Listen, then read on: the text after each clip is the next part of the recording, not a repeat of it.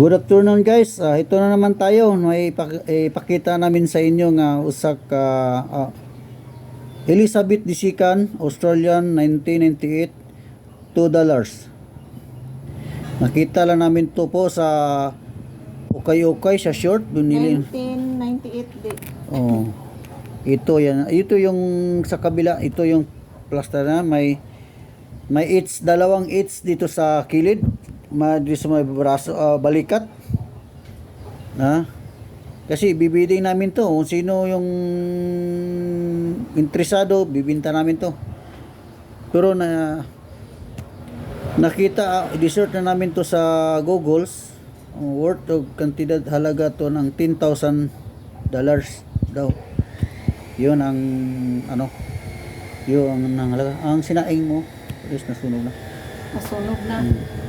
Yun guys, kung sino may interesado, pwede ra kayo mo search din sa yan yung Elizabeth Disikan. Yan. Kung sino mga expert na magkano sa coins, mayroon tayong mga naibibidding tayo kung magkano ang habol nito. O sino interesado yung mga antique itong coins na to. Kasi nakalagay doon sa Google to I-search nyo sa Google, Elizabeth Disikan, Australia 1998.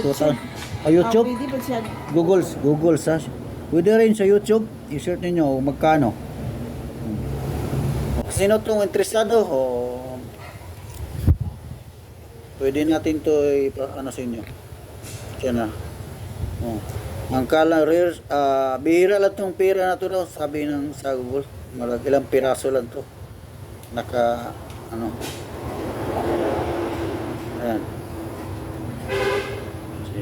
Okay, thank you. Huwag kalimot i-subscribe ang Aba Auto Shop sa YouTube. Subscribe lang tayo ng atong channel para makakita pa kayo ulit sa mga video natin. Okay, bye bye.